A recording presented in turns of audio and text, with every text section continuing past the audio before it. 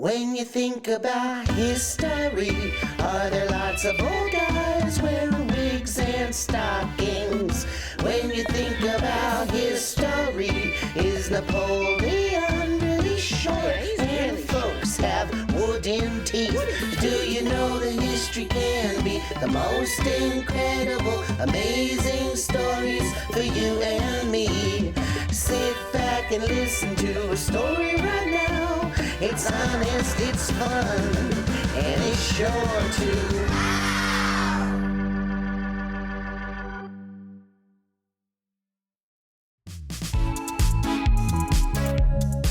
Hi, young historians. Welcome to another episode of Anytime Now. I'm Brooke, co-founder of Honest History. Are you as excited about this episode as I am? I sure hope so. We're about to dive into another story-filled adventure and learn something new. And remember, by learning more about the past, you can make a positive impact on the future. So pack your bags and let's go.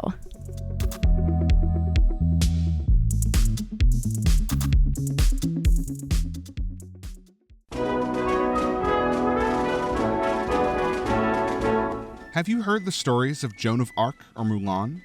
These famous women dressed up as men to bravely fight in battle. But have you ever heard of Deborah Sampson? Growing up, Deborah was no stranger to hardship. As a child, she worked as a servant with no home to call her own. But Deborah was clever, strong, and courageous.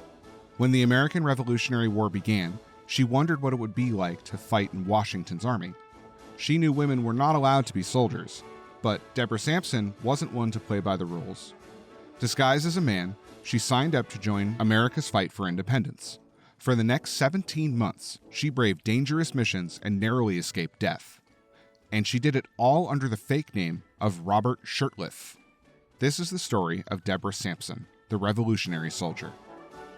It was 1771. The leaves were beginning to turn yellow, and the air was growing chiller in Middleborough, Massachusetts. 10-year-old Deborah stood near a fireplace, watching the orange flames flicker in front of her. An elderly woman sat in a chair nearby. "Read me another page, dear," the woman said. Her name was Mrs. Thatcher. Deborah picked up a book on the table and started to read. Mrs. Thatcher often had Deborah read the Bible aloud to her. This is how Deborah learned to read, and she was grateful for this small bit of education. At 10 years old, Deborah had never set foot inside a schoolroom. The last few years of her life had been difficult. Her father left when she was very young, and her mother couldn't afford to take care of the children. Deborah and her siblings were split up and sent to live with different relatives and friends. This was a common practice at that time, but it didn't make it any easier. Deborah missed her family and had to move from place to place. She came to live with Mrs. Thatcher a couple years ago, but that evening, Deborah began to wonder how much longer she could stay. Mrs. Thatcher was very old and starting to look very ill. The young girl had been right to worry. Just a month later, Mrs. Thatcher passed away, and Deborah had to pack her bags again. This time, she would be moving to a farm to live with the Thomas family. Deborah was not related to this family and would be living in their house as their servant. She hoped they would be kind. Mr. and Mrs. Thomas welcomed Deborah into their small farmhouse. As she stepped through the door, she heard the screams and shouts of their young sons. The Thomas boys ran up to meet her. Deborah felt that this would be a good home. She would spend a little over 7 years living with the Thomas family, working as a servant and helping with the farm. She looked after the boys as they grew up and helped in the kitchen to make the family meals. Out on the farm, she was up early, milking the cows, feeding the chickens, and helping with the vegetable garden. Over the years, Deborah was grateful to the Thomas family for giving her a home. But one thing did always upset her. Every morning when the boys left for school, Deborah had to stay behind. Mr. Thomas said she was needed at home to help with the housework. And, like many farmers at that time, he believed young girls shouldn't get an education. He often scolded Deborah for reading and writing. "You're always hammering upon some book. I wish you wouldn't spend so much time scribbling again and again," he said. But it didn't matter how much he scolded her. Deborah kept reading and still longed to be inside that schoolhouse with the boys. When she was 15, alarming news reached her home in Middleborough. Less than 50 miles away, in the towns of Lexington and Concord, shots had been fired. A fight had broken out between the American and British soldiers. Middleborough was buzzing with excitement. The American Revolutionary War had begun. A little over a year later, there was even more exciting news. "Did you hear?" one of the townspeople said. "The colonies have declared independence. It was in the newspaper this morning." It was true. On July 4th, 1776, the 13 American colonies declared independence from Great Britain. Over the next few months, Deborah watched as more and more young men signed up to join George Washington's army to fight the British. It's hard to know what Deborah was thinking as she saw the soldiers. Did she wonder what it would be like to join them? Standing 5 feet 7 inches, Deborah had grown into a tall young woman for that time, and she was stronger than many young men she knew. But would she be brave enough to fight? In the 1700s, however, women were not allowed to become soldiers. As the Revolutionary War continued, Deborah stayed in Middleborough, helping the Thomas family on their farm. When she turned 18, it was time to say goodbye to the Thomases. Deborah was old enough to live by herself and no longer had to work as their servant. But Deborah didn't have any money of her own, and she needed to find work as soon as possible. Luckily, she got a job as a teacher. All her years of reading and writing had paid off, and she was finally able to step inside a schoolroom. Deborah also started to work as a weaver. What's a weaver, you ask? Well, a weaver uses a tool called a loom to make cloth. It was an important job back then, and if you were good, you could make good money doing it. As it happened, Deborah was very skilled with the loom. Many families around Middleborough asked her to come to their home and make cloth for them. As she went from house to house, she often heard the latest news and gossip. Much of what she heard about was the revolution. Many of the young men she knew had enlisted, and she learned how much they were being paid when they signed up. A crazy thought crossed her mind. What if I enlisted? She wondered. Deborah couldn't get this thought out of her head. Enlisting to join George Washington's army? What an idea! She knew women weren't allowed, but what if she wore a disguise? Then, one day, she went to the home of a family she worked for. With the help of their servant, she secretly borrowed some men's clothing. Dressed in her disguise, she nervously walked into town and up to the recruiting office. "I would like to enlist," she said to the army officer. "Name?" he asked. "Timothy Thaler." The officer looked her up and down. Deborah was tall enough to keep in step with the other soldiers and looked strong enough to handle a musket. Satisfied, he pointed to a page in his book and handed her a pen.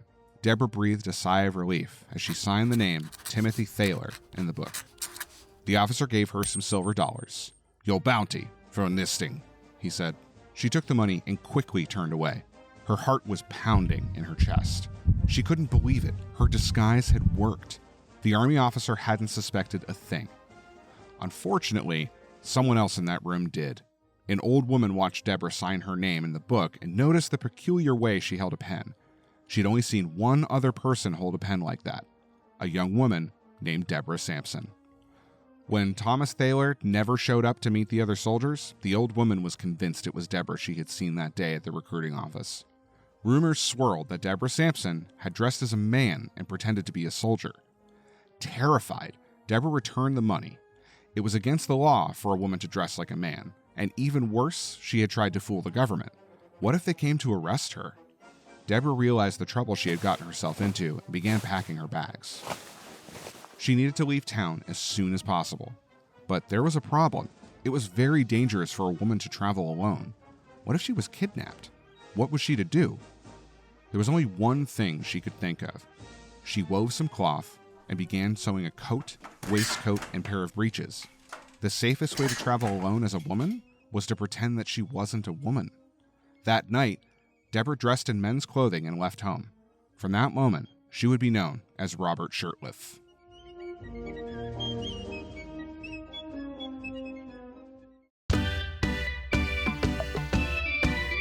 Hi friends, are you enjoying today's episode? I'd like to take a quick break from the story to tell you about another great place to learn about the past. Honest History creates magazines and books for kids that are filled with fun stories and activities that bring history to life. From pirates to spies to great inventions and so much more, you'll learn about interesting people, places, and events from around the world that made history. Created for kids ages 6 through 12, you can sign up and receive new adventures delivered straight to your doorstep every quarter. Just visit honesthistory.co. That's honesthistory.co to sign up today. Oh, and here's a special offer for our podcast listeners. Use code ANYTIMENOW for 10% off. Again, that special code is ANYTIMENOW. Okay, let's get back to the story.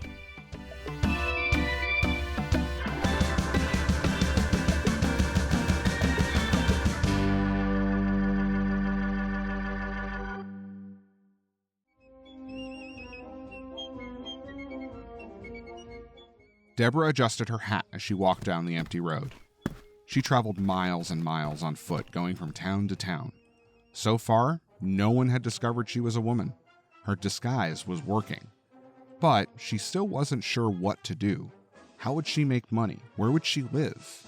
In one seaside town, a ship captain asked her to join his crew. Should I become a sailor? She wondered. At that last moment, she decided against it and kept going. She walked into the bustling city of Boston, where dozens of carriages whizzed past her on the cobblestone streets. But she didn't stay in that city long and kept wandering. Finally, after walking over 100 miles, she came to a decision. I will try again to become a soldier, she said. She heard the army was recruiting in the nearby town and made her way to the recruiting officer. Name? The officer asked. Robert Shurtliff, she said. He pushed the book towards her and handed her a pen. That day, on May 20th, 1782, Deborah Sampson signed up to George Washington's Continental Army. She was 21 years old. This time, no one recognized Deborah in her men's coat and breeches. When the recruits gathered in town, she was able to join them. Deborah stood in line with the other men as the captain gave them their first orders. They were to march to New York, cross the Hudson River, and arrive at West Point, where they would all learn how to be soldiers. When Deborah arrived at West Point, she was amazed by what she saw. Stone forts had been built near the river to protect the army against British ships. The land nearby was sprawling with white tents and soldiers in uniforms. There were also women and children at the camp. Many of these women served as nurses, washed clothes, and cooked for the army. A few days after arriving, one of the captains picked Deborah out from the group. You, Robert Shurtliff, he said. You'll be assigned to the Light Infantry Company of the 4th Massachusetts Regiment. Deborah couldn't believe it. Many recruits hoped they'd be picked for the Light Infantry. This elite group had some of the bravest and most skilled soldiers in the Continental Army. Although she had just arrived, Deborah had already shown herself to be intelligent. Unlike many of the men there, she could read and write, and her time working on the Thomas farm had made her strong and quick thinking. She was handed her new uniform, a blue coat, white waistcoat, breeches, and a black cap. It wasn't long before she was sent off on a dangerous mission. During the Revolution, the Light Infantry often scouted the land between the American and British lines. Their mission was to look for and capture Loyalists. These were colonists who remained loyal to the British Crown. Often, the people Deborah met pretended to be patriots while secretly helping the British. It was hard to know who to trust, and the Light Infantry had to be ready for an attack at any moment. Deborah and her company were ordered to cross the river and get close to the British line. Deborah wiped the sweat from her brow as they marched forward. It was a hot summer's day in New York. Suddenly, soldiers on horseback appeared and began firing at them. Deborah's heart pounded in her chest as the roar of the gunfire filled the air. Men beside her fell to the ground. A bullet shot a hole straight through her hat, thankfully missing her head. She heard the shouts of fellow soldiers and followed them into the thick woods. As she stood there, hidden by trees, she counted herself lucky to be alive. A few months later, Deborah found herself in battle again. This time, her company was attacked in the middle of the night. She heard the gallop of horses and the bang of gunfire as she jumped to her feet. Grabbing her musket, she joined the other Americans to fight back. Before long, most of the enemy soldiers had run away or had been captured. But Deborah couldn't enjoy the victory. All at once, she felt a terrible pain in her shoulder. She looked down and saw blood. She had been hit by a musket ball. You must go to the hospital, one of the men said, seeing her wound. Deborah shook her head. She was terrified that if she went to a hospital, a doctor would discover she was a woman. As the story goes, Deborah tended to her own wounds and left the bullet in her shoulder. She had escaped discovery at that time, but she would not be so lucky again. Months later, Deborah caught a terrible fever and was rushed to the hospital. It was then that the doctor realized Robert Shurtliff was Deborah Sampson. Deborah's general was shocked to learn the truth, but he could not be angry. Deborah had been a courageous and loyal warrior. Instead of punishing her, he gave her an honorable discharge. She could leave the army knowing that she had been a good soldier. After the war, Deborah returned to Massachusetts, where she married a farmer and raised 4 children. Years later, she still suffered from her old bullet wound and, like many soldiers, hadn't been paid for her service in the army. She petitioned the Massachusetts government to ask for the money she deserved. It was true that she illegally joined the army as a woman, but the government agreed she had been a faithful and brave soldier. They paid her £34 for her service. That was a good amount of money back then. In later years, Deborah toured the country telling audiences about her time as a soldier. She hoped her story would not be forgotten. And it's a story that's hard to forget. At 21 years old, Deborah Sampson broke all the rules to fight for the American Revolution.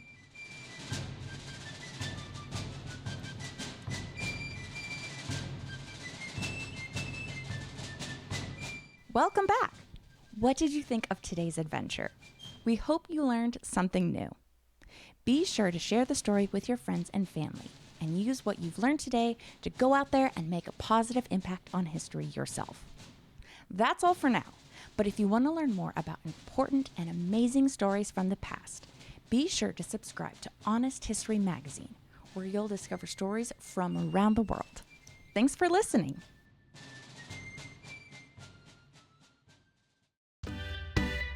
This episode was narrated by Randall Lawrence and written by Heidi Coburn.